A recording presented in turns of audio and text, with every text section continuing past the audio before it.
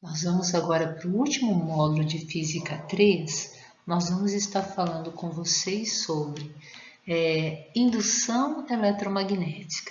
Para trabalhar esse módulo, nós dividimos ele em 8 itens, né? A gente vai falar um pouquinho sobre a experiência de Faraday, falar sobre fluxo magnético, para introduzir o conceito dessa indução eletromagnética.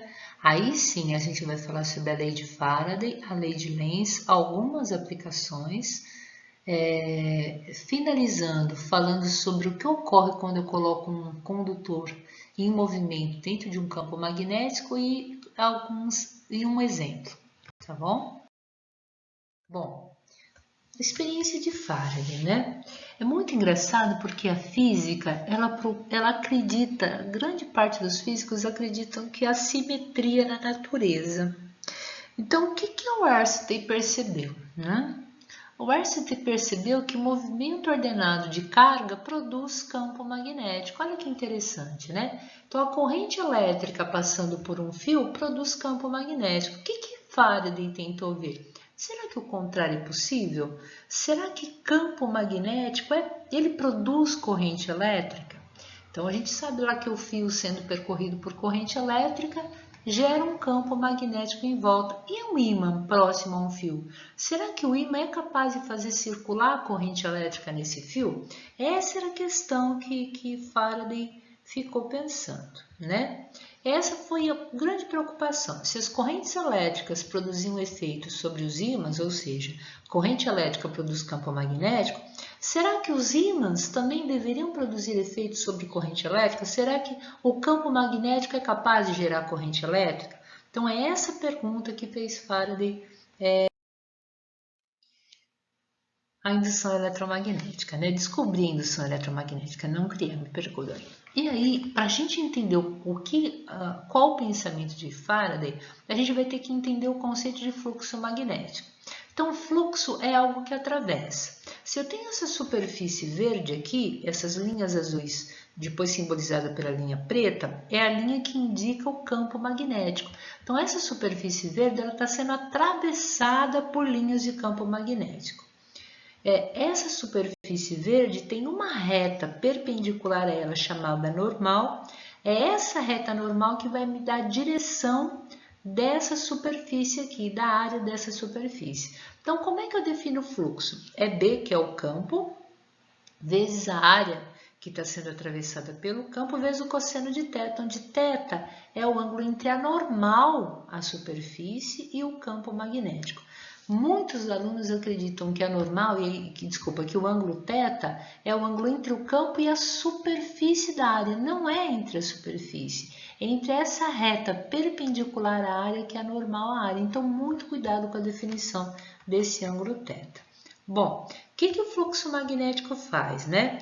Ele mede a quantidade de linhas de campo que estão atravessando a superfície em função do tempo. Então, quanto mais linhas atravessarem essa superfície que eu estou estudando, eu tenho um fluxo maior. Se nenhuma linha conseguir atravessar, eu tenho um fluxo menor. E ela é dada pelo produto de B vezes A vezes cosseno de θ, né? Só para reforçar, φ eu chamo de fluxo magnético, B é o módulo do campo magnético, A é a área da superfície que está sendo atravessada pelo campo e θ é o ângulo entre a normal, a área, e o campo magnético.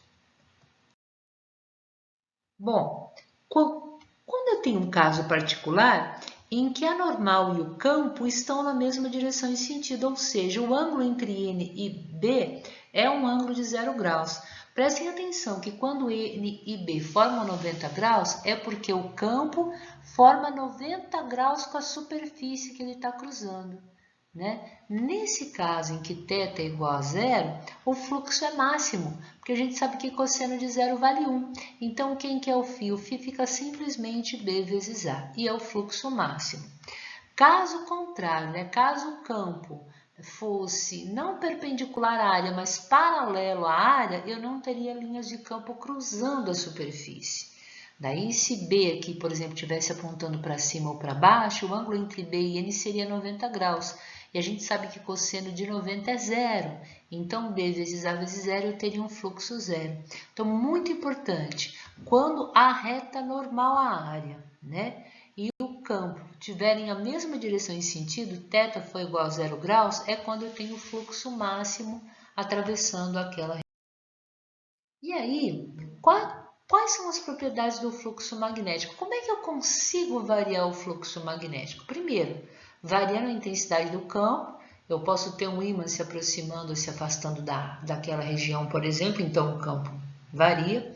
Eu posso variar a área da superfície, aumentar ou diminuir essa área, ou girar a superfície, ou girar o campo. Se eu girar, eu mudo o ângulo θ. Então, para variar o fluxo, eu posso variar mudando o campo, ou alterando a área, ou variando o ângulo. São 3 formas de variar. Qual é a unidade de fluxo magnético no sistema internacional? É o Weber. Quanto vale um Weber? Como o fluxo é campo vezes área, é 1 Tesla vezes 1 metro quadrado. Eu também poderia, então, definir o Tesla como sendo um Weber dividido por metro quadrado, já que esse metro quadrado está multiplicando, ele passaria dividindo. Então, é muito importante, no sistema internacional, o fluxo magnético é Weber. O que é Weber? É 1 Tesla vezes 1 metro quadrado, ou seja, é o campo, a unidade do campo vezes a unidade de área no sistema internacional. Aí vem uma coisa importante, né? Vamos retomar agora ao Faraday, né? Faraday viveu entre 1791 e 1867. A descoberta dele ajudou a revolucionar o mundo, né? Porque ele conseguiu perceber, a partir de experiências, olha que interessante, ele era físico, químico inglês, ele fez experiências muito importantes. O que Faraday começou a perceber, né? Ele se baseou nos trabalhos de Oersted e Ampère, que analisava as correntes elétricas produzindo o campo magnético, e ele, como a gente já falou, ele começou a investigar o efeito contrário, né? O inverso. Como é que campo magnético pode gerar? E olha que interessante aí, né? Olha, ele descobriu uma coisa muito forte, né? Ele pegou aqui a gente tem um núcleo de ferro, né? Temos uma fonte de tensão e aqui nós temos uma espirinha, né? Várias espiras aqui criando um solenoide, né? E aqui nós temos um outro fiozinho aqui enrolado, um outro solenoide aqui ligado num amperímetro. O que ele percebeu, né? Ao conectar o fio, eu vou criar um campo magnético produzido nesse solenoide, porque eu tenho corrente elétrica percorrendo esse solenoide, né? E aí, se eu tenho um campo magnético produzido desse lado aqui, né, por essa bateria, será que esse campo magnético é capaz de produzir corrente elétrica? Ele percebeu que esse ponteiro só girava quando eu ligava ou desligava o circuito, ou seja, se ele está desligado ao ligar, o campo aumenta, daí ele fica constante, porque a corrente passa a ser constante, e ao desligar o campo diminui. Então, só havia criação de corrente quando eu produzia o campo, eu aumentava o campo ou diminuía o campo, né? Então, aqui está a descoberta de Faraday. O campo magnético variável, próximo a uma bobina, ligado a um galvanômetro que pode medir corrente elétrica, acusa a passagem de corrente elétrica. Então, só vai haver corrente elétrica sendo produzida por campo quando há variação do fluxo. Nesse caso, é a variação do campo. Retornando aqui, ó, esse efeito de produção de uma corrente em um circuito causado pela presença de um campo magnético, ele é chamado de indução eletromagnética. E a corrente produzida é chamada de corrente induzida. Então, olha que interessante, né? Eu quero produzir corrente elétrica, mas a partir do quê? Pela presença de um campo magnético. Então, é isso que eu chamo de indução eletromagnética. E a corrente que eu estou produzindo eu chamo de corrente induzida. Bom, então vamos reforçar. Definição. O que é indução eletromagnética? É o fenômeno pelo qual é gerada essa corrente elétrica num condutor quando ela é colocada em um campo magnético importantíssimo. Se esse campo magnético for constante, não há geração de corrente elétrica induzida. mas só é gerado quando eu coloco um campo magnético e o fluxo que atravessa varia. Se o fluxo não variar, não há geração de corrente elétrica induzida, né? Bom, variáveis, movimento do condutor ou ímã ou ambas, desde que haja movimento, né, entre o condutor e o ímã, ou a intensidade do campo, né, se tiver origem em uma corrente elétrica, por exemplo. Bom, a indução eletromagnética ela está no princípio dos geradores elétricos modernos e dos eletroímãs, né? E também está na origem da corrente alternada. Então, olha que interessante, né? Os geradores elétricos, né? Se você for numa central hidrelétrica que gera energia elétrica, é esse princípio da indução magnética de Faraday que está sendo usado.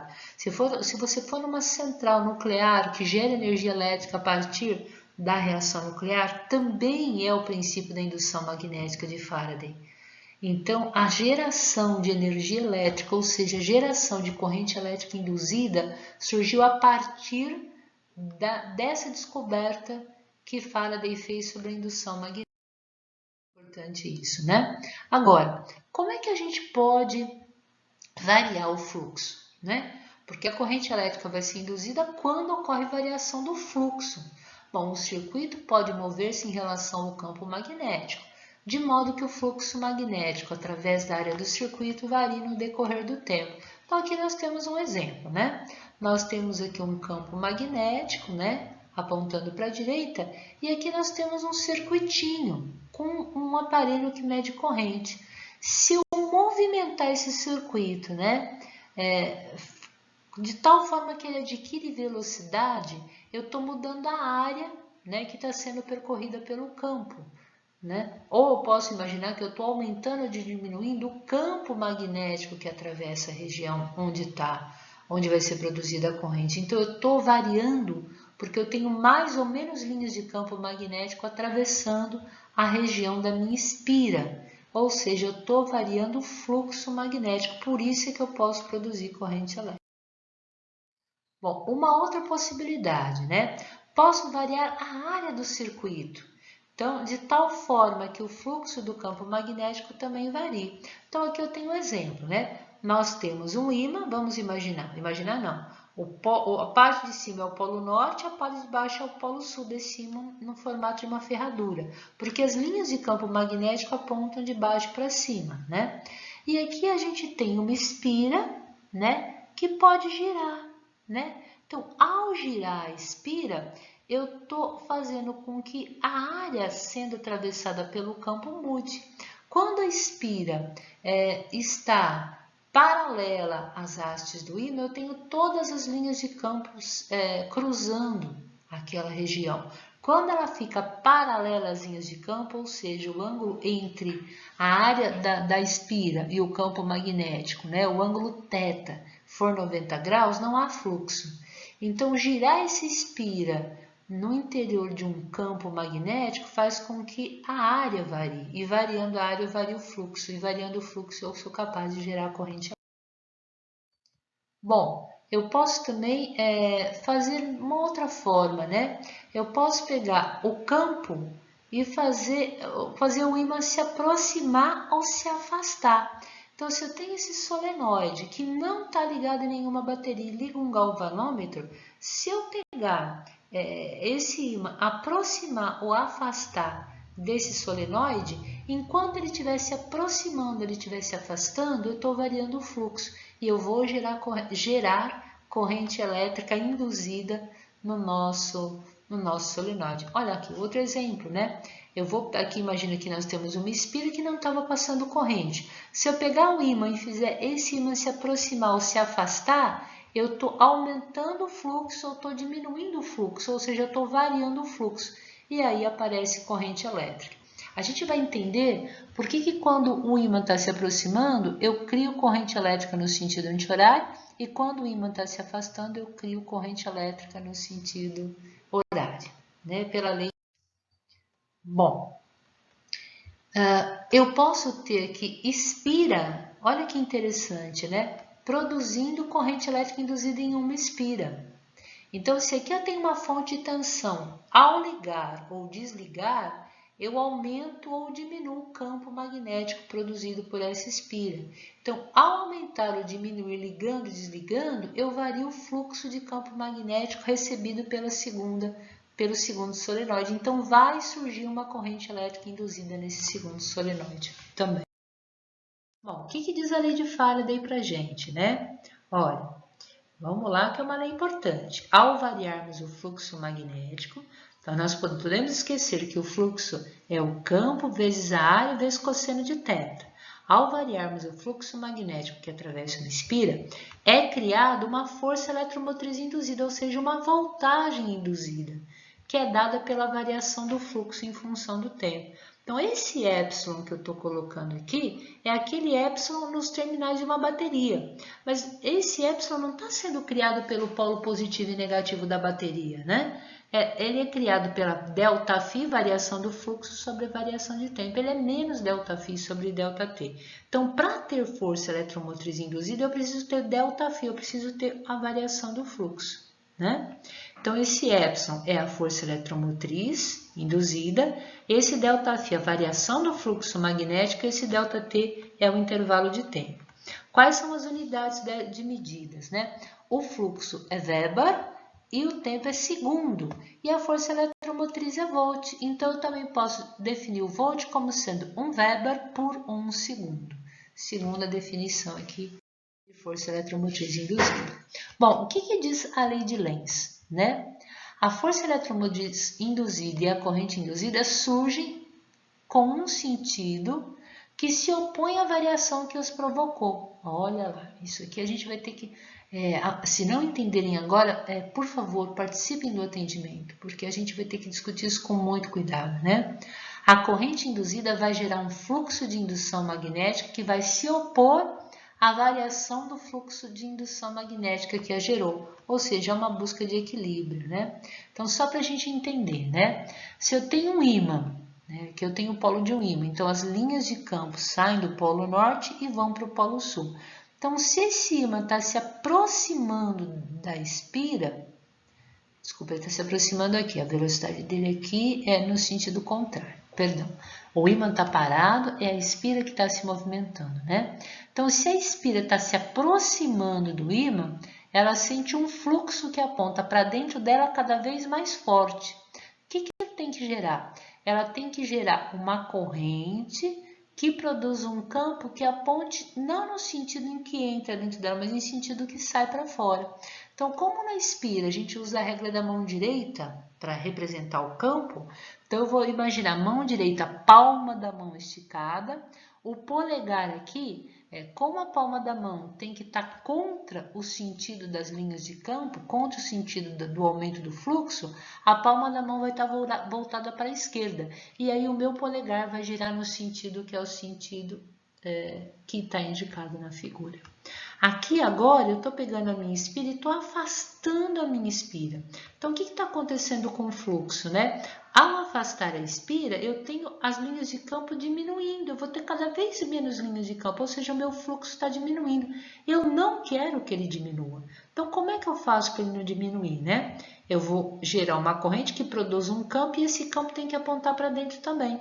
Então, regra da mão direita de novo. Palma da mão aberta, só que no lugar do polegar está virado contra o campo, ou seja, a palma da mão está voltada para a esquerda, ele tem que estar voltada junto com o campo. A palma da mão tem que estar voltada para a direita. Por quê? Porque eu não quero que o fluxo diminua. Então, eu vou criar um campo para ele não diminuir. Desse jeito, o meu polegar vai estar girando no sentido dessa corrente elétrica induzida, né?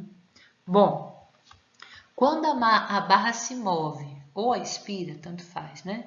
O fluxo magnético através da espira aumenta, a corrente é induzida, cria um campo magnético, né? Cujo fluxo vai se opor ao aumento do fluxo magnético através da espira, provocado pelo movimento da barra.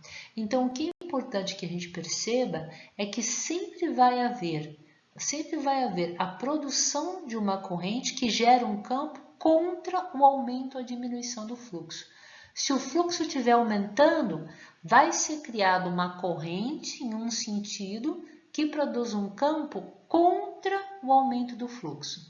Se o fluxo estiver diminuindo, vai surgir uma corrente que produz um campo para o campo não diminuir, para o fluxo não diminuir. Bom, vocês vão falar, professora, a lei de Lenz, então, ela tem cálculo? Não. A lei de Lenz, ela vai querer que a gente determine só o sentido da corrente elétrica induzida, né? E o que ela diz? Só reforçando, o sentido da corrente elétrica induzida é o oposto da variação do campo magnético que lhe deu origem. Havendo diminuição do fluxo, a corrente criará um campo do mesmo sentido do fluxo, ou seja, se o fluxo está diminuindo, vai aparecer um campo no mesmo sentido, para ele não diminuir. Havendo aumento, a corrente vai gerar um campo contrário ao fluxo, para que ele não aumente. Então, se o fluxo estiver aumentando, vai aparecer uma corrente, se ele estiver diminuindo, vai aparecer uma corrente no mesmo sentido, para ele não diminuir. Se o fluxo estiver aumentando, vai aparecer uma corrente contra, para ele não aumentar. Olha, então vamos ver se a gente entende isso agora, né? Então, olha, o ímã, o polo norte aqui tem um campo apontando para dentro, as linhas de campo aqui estão apontando para dentro. Vamos olhar de cima, né? Então, se o ímã aqui está se aproximando da espira, a espira sente o fluxo cada vez mais forte para dentro. Eu não quero que ele aumente, então o que eu faço? Palma da mão voltada para cima contra o aumento. O polegar aqui vai girar no sentido que é o sentido anti-horário. Agora, se eu pegar o mesmo ímã com o mesmo polo norte e puxar ele para cima, a espira vai sentir que o fluxo está diminuindo, porque o ímã está se afastando. Eu não quero que diminua. Então, a palma da mão tem que estar voltada, nesse caso aqui, para baixo, porque o campo aqui aponta para dentro da espira, o polo norte aqui faz o campo apontar para dentro, então eu crio um campo no mesmo sentido, palma da mão para baixo, o meu polegar vai girar exatamente no sentido da corrente induzida. E olha que interessante, essa corrente que está aparecendo na espira 1 e na espira 2, ela foi produzida pela variação do fluxo, ou seja, pelo movimento do ímã. Aqui eu não tenho pilha, não tenho bateria, não tenho exatamente nada ligando esse fio. É o próprio fio sendo percorrido por corrente elétrica por causa da movimentação do ímã em relação a esse. E aí, o que diz essa lei de Lenz, né? De uma forma mais apurada, né? Afastamento, diminuição do fluxo. Nesse caso, eu vou ter corrente no sentido horário. Aproximação, aumento do fluxo, eu vou ter no sentido anti-horário. Tomem só cuidado que isso é no caso do polo norte, está próximo, está se afastando ou está se aproximando da espira. A gente vai fazer exemplos tá, no atendimento. Quando eu tenho o polo sul, a gente vai ver que inverte esse sentido. Tá? Aplicações. Para que serve a indução eletromagnética? Né? Ele é o princípio básico de geradores e motores elétricos. Então, é muito interessante, né? No gerador, o movimento de uma bobina em relação ao ímã produz corrente elétrica. Então, você vai falar, professora, então na usina hidrelétrica, por exemplo, eu preciso pegar a energia cinética da água para que ela movimente a bobina perto de um ímã e esse movimento da bobina em relação ao ímã que produz corrente elétrica? Exatamente isso. Né? No motor elétrico, eu tenho a corrente elétrica produzida pela movimentação da bobina em relação ao ímã.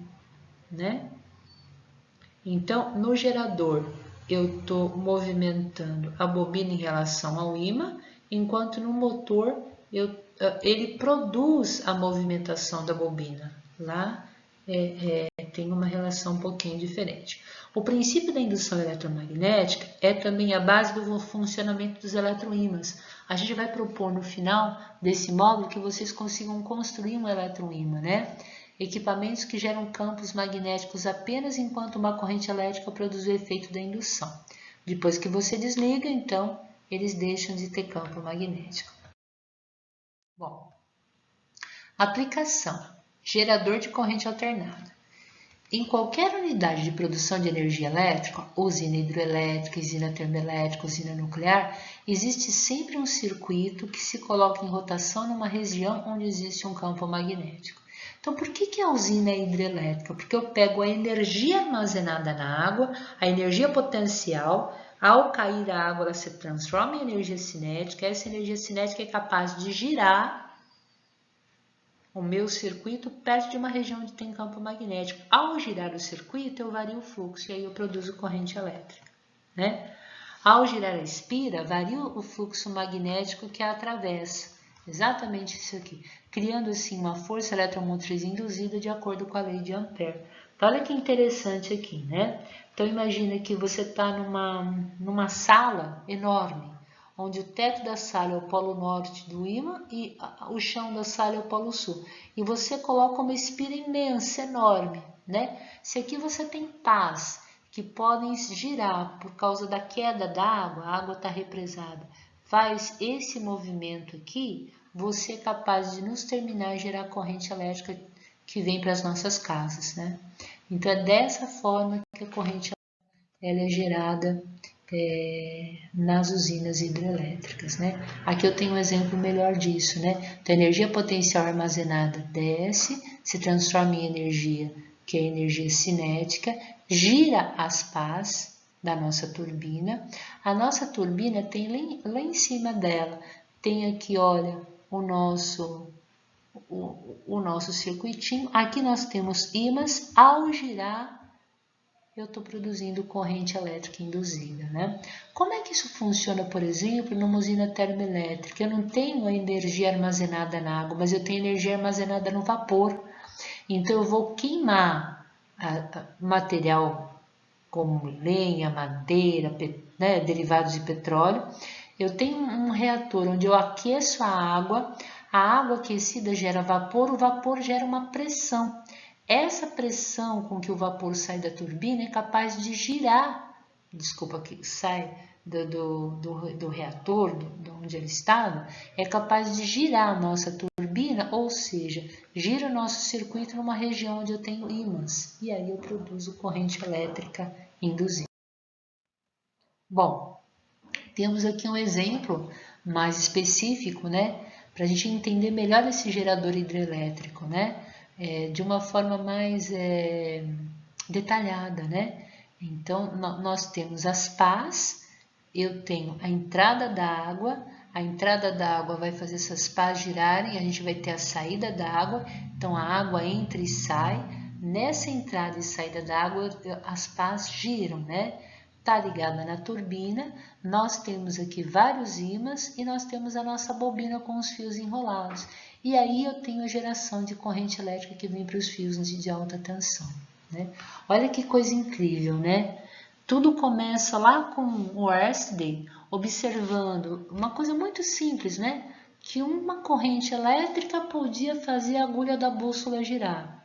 E aí vem Faraday e fala, puxa, se corrente elétrica cria campo magnético, será que campo magnético produz corrente elétrica? E na realidade, não é o campo, né? É a variação do fluxo magnético que vai produzir a corrente elétrica. E muda o mundo, né?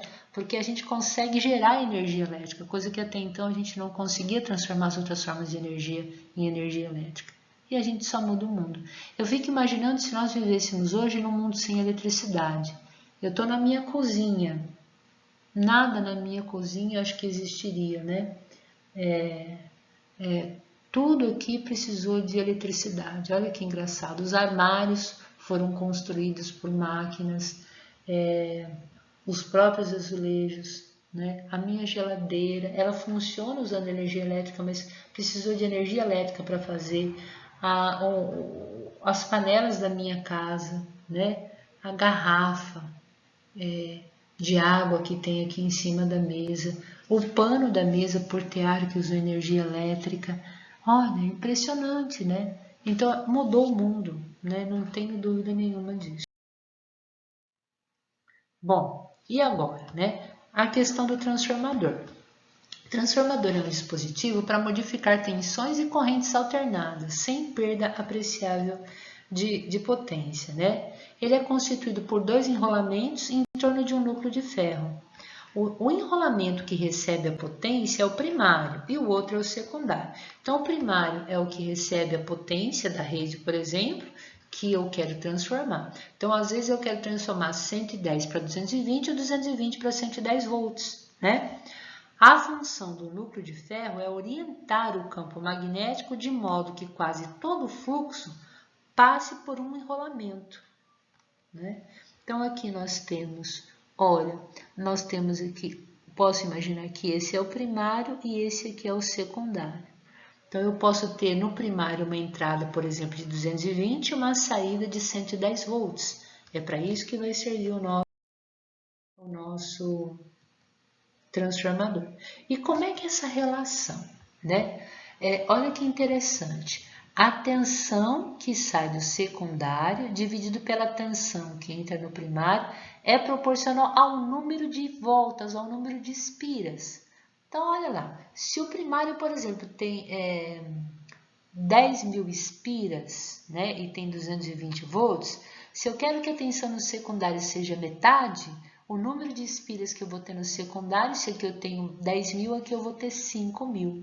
E se eu quero dobrar? Esse aqui eu tenho 10.000, aqui eu vou para 20.000. Então, é proporcional. É isso que é interessante, né? Eu vou mudar a tensão que sai do secundário, aumentando ou diminuindo o número de espiras em relação ao que eu tinha lá no meu transformador no primário, tá bom? Ele fala que qualquer um dos enrolamentos pode ser usado como primário ou secundário. O transformador ele vai funcionar nos dois sentidos, né? Aí tem a imagem novamente do transformador. Bom, agora para finalizar, a gente vai falar de um condutor e um movimento dentro de um campo magnético. Então, olha que interessante, né? A gente tem aqui um condutor, um material condutor, e aqui eu tenho um campo magnético, né? De novo, as linhas de campo apontam de cima para baixo, do polo norte para o polo sul. E eu estou pegando esse meu, pode ser um fio de cobre, um material condutor, e estou fazendo ele se movimentar para a direita. Ou seja, eu estou movimentando ele dentro de um campo magnético. Se eu olhar de cima, eu tenho um campo magnético apontando para cima, né? Aqui, ó, ele está apontando. Se eu olhar de cima, ele está apontando para dentro da figura e o meu condutor está caminhando para a direita. Olha que interessante, né? Se eu usar a regra da mão esquerda, o que a gente tem aqui, né? A gente tem um campo apontando para dentro e uma carga, que eu tenho elétrons livres nesse condutor, se movimentando com velocidade para a direita. Se eu usar a regra da mão esquerda, né, dedo indicador que representa o campo aponta para dentro da tela, né? O dedo médio aponta para a direita e daí o polegar vai para cima, ou seja, né, eu vou ter as partículas, se tivesse movimento de prótons, iriam para cima e os elétrons vão para baixo. Olha que interessante isso, né? Então eu vou criar uma diferença de potencial. Esse fio vai ter uma região mais positiva e uma região mais negativa.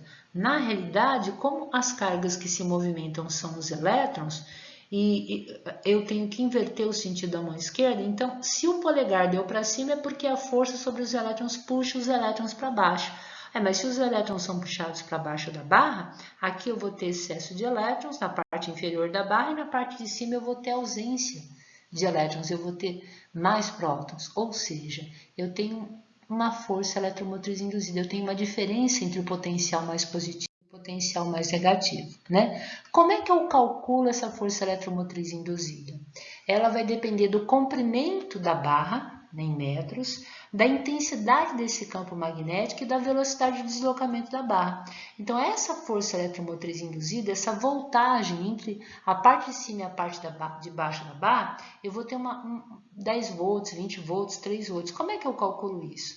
É B, o valor do campo, vezes a velocidade com que a barra se desloca, vezes o comprimento da barra. É o PVL. Né? Um exemplo disso, né? Então vamos lá. Um condutor AB de comprimento 30 centímetros move-se em um plano horizontal em dois trilhos condutores, né? Que estabelecem um circuito conforme a figura a seguir. Então, essa barra que está se movimentando, mas ela fechou o circuito, né? Por quê? Porque a parte de cima é condutora, que eu tenho um fiozinho que tem uma resistência de 2 ohms e aqui eu tenho uma barra condutora. A barra de cima, a barra de baixo e o fio não se movimentam, mas a barra da direita se movimenta com velocidade para a direita também. Então, eu tenho um circuito Olha que interessante, né? E conforme essa barra desliza para a direita, eu aumento a área da espira que está sendo atravessada pelo fio, ou seja, eu estou variando o fluxo, né? Bom, o que ele quer? O sentido convencional da corrente nesse condutor AB, a força eletromotriz induzida nesse condutor e o sentido, a intensidade da corrente que vai percorrer esse resistor nosso aqui de 2 ohms. Ele dá o valor do campo, que é 10 a menos 1 Tesla, o valor da resistência 2 ohms e o comprimento desse fiozinho AB de 30 centímetros, né? Como é que a gente resolve isso, né? Então, primeiro, olha, usando a regra da mão esquerda, né, o sentido real da corrente é para baixo, né? Então, o sentido convencional, a regra da mão esquerda colocaria o polegar para cima, mas como eu tenho elétrons se movimentando, o sentido real é para baixo, os elétrons se movimentam para baixo, né? E aí, olha que interessante, né? Se isso aqui está acontecendo, sentido convencional para cima, sentido real para baixo, como é que eu calculo a força eletromotriz induzida? É BVL. O valor do campo é 10 a menos 1, o valor do comprimento do fio é 30 centímetros, eu passei para metros, unidades do sistema internacional, e a velocidade 10 metros por segundo. Ou seja, entre o ponto A e o ponto B, eu tenho uma diferença de potencial de 0,3 volts. Porque eu tenho uma região mais positiva e uma região mais negativa, né? E aí, se eu tenho a força eletromotriz induzida ligada numa resistência de 2 ohms, no lugar de usar que U é igual a R vezes I, eu vou usar que E é igual a R vezes I. O E, que é a força eletromotriz induzida, faz o papel do U, quando eu tinha lá a lei de Ohm, U é igual a R vezes I. E aí a corrente elétrica é o valor da força eletromotriz induzida, que é 0,3, dividido pela resistência, que é de 2 ohms. Ou seja, eu tenho uma corrente circulando nesse resistor, que é uma corrente de 0,15 amperes. E ela não está no sentido convencional, ela está no sentido real, né? Bom, faça seu próprio eletroímã, né? Olha que interessante, isso é possível, né? Eu posso pegar um prego, né, e enrolar em volta dele 10, 20 ou 100 vezes, né, um fio condutor, que nem um solenoide. Eu sei que quanto maior o número de voltas, maior o campo produzido por ele, né? E vou conectar, olha, estou enrolando, né? Vou conectar as extremidades desse fiozinho que eu enrolei em torno do prego numa pilha, né? E o que eu vou fazer? Eu vou colocar agora esse prego próximo de uma bússola ou de um objeto de aço, né? O que eu vou ver? Que esse prego vai ter um comportamento semelhante a de um ímã. Olha que interessante, né? Eu na realidade, criei um eletroímã. É lógico que se eu desconectar agora a minha pilha, ele deixa de produzir um campo magnético, mas enquanto ela está conectada, eu tenho um campo magnético percorrendo esse solenoide, desculpa, uma corrente elétrica percorrendo esse fiozinho, eu estou criando um campo magnético. Bom, é isso. Qualquer dúvida, esteja no atendimento, porque esse agora, a gente está finalizando o módulo e a gente está envolvendo vários conceitos complexos aqui, tá bom? Beijão e até o atendimento.